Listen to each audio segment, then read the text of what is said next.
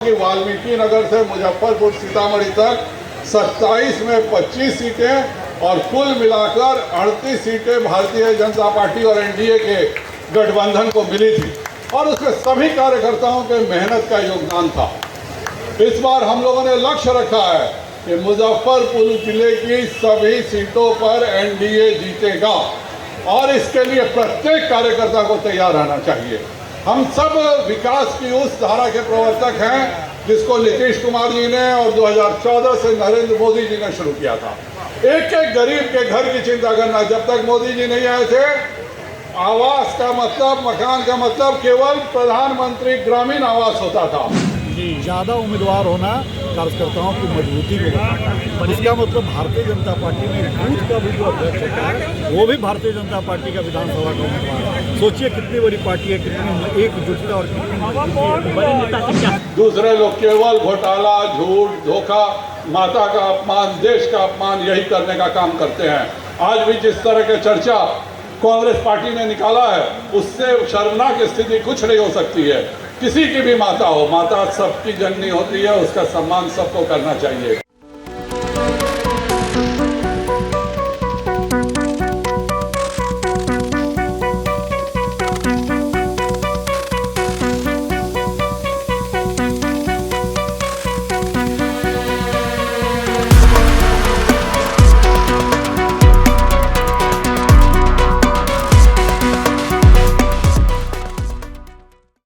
आज 12 सितंबर को मुजफ्फरपुर नगर विधानसभा की तरफ से राजग यानी एनडीए के कार्यकर्ताओं का एक सम्मेलन आयोजित किया गया, जिसका आयोजन मुजफ्फरपुर क्लब के परिसर में था और इस आयोजन में हजारों की संख्या में कार्यकर्ता और समर्थकगण उपस्थित हुए और उपस्थित होकर के इस कार्यकर्ता सम्मेलन को सफल बनाया।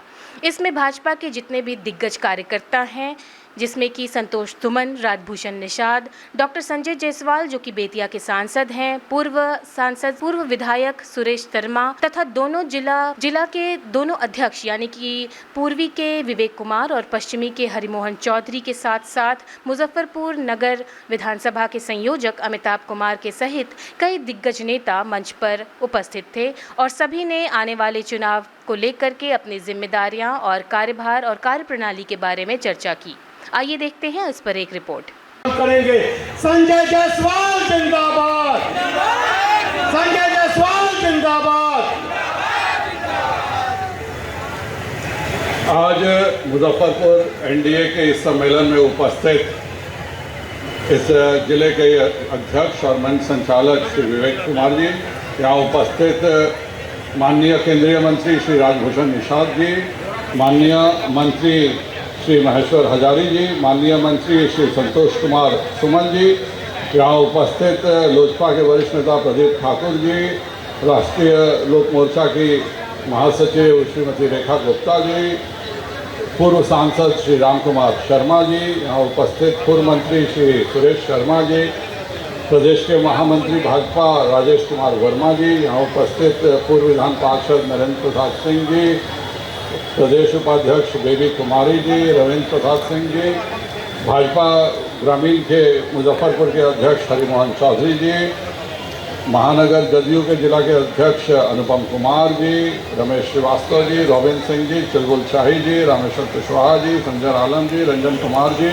डॉक्टर अशोक वर्मा। खत्म हो, पूरा 30 दिन खत्म हो, लेकिन 125 यूनिट बिहार के प्रत्येक नागरिक को फ्री देने का काम माननीय नीतीश कुमार जी ने किया है। हर गरीब के घर में 1100 रुपये बुजुर्ग को देने का अगर आप जोड़िए तो 26,400 रुपया आपके घर में जो बुजुर्ग है उसको हर साल मिलने का काम हो रहा है। उसको बुजुर्ग को किसी भी अपने बेटा पोता के सामने छोटी छोटी जरूरतों के लिए हाथ पसारने का जरूरत नहीं है। यह काम नीतीश कुमार जी ने अपना करने का काम किया है। हम लोग सब लोग आस्था था कि गरीब का खाता खुलवा रहे हैं नरेंद्र मोदी, गरीब का खाता खुलवाने से क्या होगा। आज आप खाली हर एक घर का जोड़ लीजिए, 5 किलो प्रत्येक व्यक्ति का मुफ्त अनाज, किसान का 6,000 रुपया, 1,100 रुपया घर के बुजुर्ग का, दिव्यांग का 1,100 रुपया, विधवा का 1,100 रुपया, 125 यूनिट बिजली फ्री, ये सब जोड़िए हर एक साल 70 से 80 हजार रुपया हर गरीब के घर को देने का काम नरेंद्र मोदी और नीतीश कुमार की सरकार कर रही है।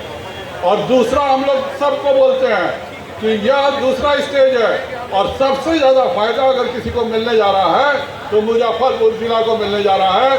मोतीपुर में इतना बड़ा लॉजिस्टिक पार्क खुल रहा है कि यहाँ के लोगों को कम से कम 20,000 लोगों को नौकरी सीधे उस लॉजिस्टिक पार्क में और मोतीपुर के उस इंडस्ट्रियल पार्क में मिलने जा रही है। एक एक व्यक्ति का हम लोग ख्याल रखें। लोग बोलते हैं कि 20 साल कहाँ नहीं किए। अरे जहाँ पर बिजली नाम का चीज़ें नहीं था, सड़क का नाम का चीज़ें नहीं था, ये भगवानपुर में 4-4 घंटा 5-5 घंटा का जाम लगता था, वहाँ पे फैक्ट्री कहाँ से लगता। फैक्ट्री लगाने के लिए सबसे पहले सारा ज़रूरत पूरा करना पड़ता है, युवाओं को उस हिसाब से ट्रेनिंग देना पड़ता है। आज एक एक जिला में आएगा, रिकॉर्ड मतों से मुजफ्फरपुर से जीत के जाएगा। इसका आप सब कार्यकर्ताओं को शपथ लेने का जरूरत है। और यहाँ पे ये एनडीए कार्यकर्ता सम्मेलन है, तो प्रत्येक कार्यकर्ता से मैं अनुरोध करता हूँ कि कम से कम आप यहाँ से वापस लौटें तो 25 वोट नया जरूर अपने बूथ पर जोड़ें।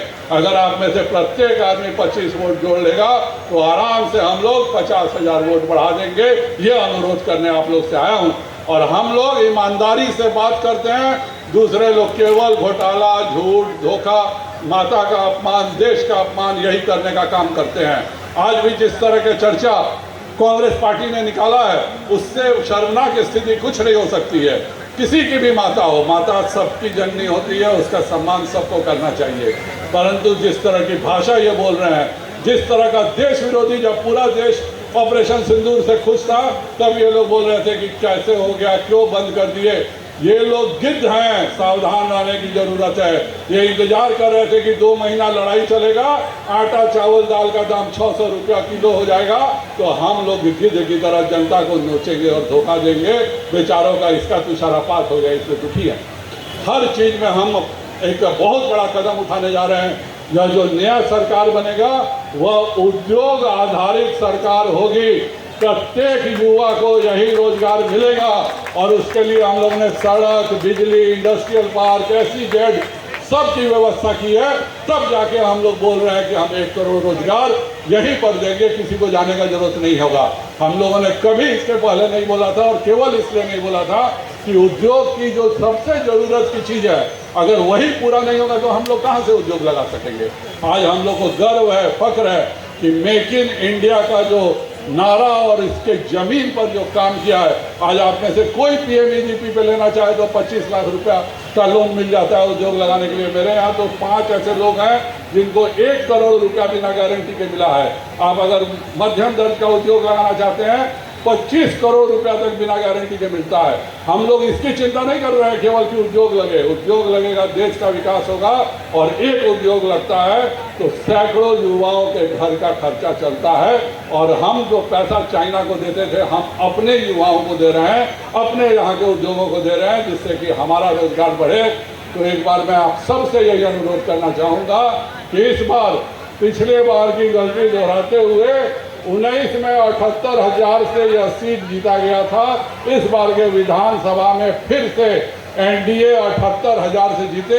इसके लिए आप सबको मेहनत करना है। होगा कि नहीं? आप लोग से होगा कि नहीं? बोलिए भारत माता की, भारत माता की।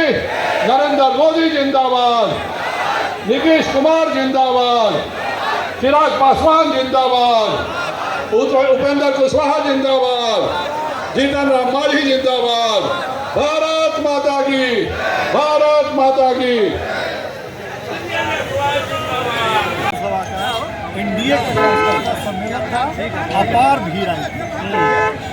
चारों ओर से अपने जितने भी चारों ओर के पंचायत से लेकर के 49 वार्ड से लोग यहाँ आए थे। कार्यकर्ताओं में उत्साह था और हमारे नेता का जो मार्गदर्शन आज देख के गए, जो हम लोग वाल्मीकि नगर से लेकर सीतामढ़ी तक 27 सीट पर जीते थे और 2 सीट जो हम लोग चूक गए थे, इस बार हम लोग वो 2 सीट नहीं चूकेंगे और जीतेंगे। यही हम लोग यहाँ से संकल्प लेकर के जा रहे हैं और सारे कार्यकर्ता यहाँ से यही संकल्प लेकर। क्या बुराई क्या है? आपको कहाँ बुराई नजर आती है? बुराई नहीं तो बहुत अच्छी बात है, खुशी की बात है। हमारे मुजफ्फरपुर का टिकट मुजफ्फरपुर से बचेगा, इससे और किसी और क्या हो सकती है? तैयारी आपके तरफ से भी हुई। हम क्या बोले? सब उम्मीदवार है, उनको देना है, जिसको मन होगा उसको दे देंगे। खुद भी उम्मीदवार है वो। तो ठीक अपनी है, टिकट बिल्कुल हम तो आपको पहले भी बोले ज़्यादा उम्मीदवार होना कार्यकर्ताओं की मजबूती को बताता है। इसका मतलब भारतीय जनता पार्टी में बूथ का भी जो अध्यक्ष होता है वो भी भारतीय जनता पार्टी का विधानसभा का उम्मीदवार है। सोचिए कितनी बड़ी पार्टी है, कितनी एकजुटता और कितनी मजबूती है। बड़े नेता से क्या संकेत मिला है टिकट वगैरह को लेकर? ये हम बात करके बताएंगे। यहाँ मारामारी इसीलिए हो रहा है कि यहाँ है अच्छा चीज। भारतीय जनता पार्टी जिंदाबाद।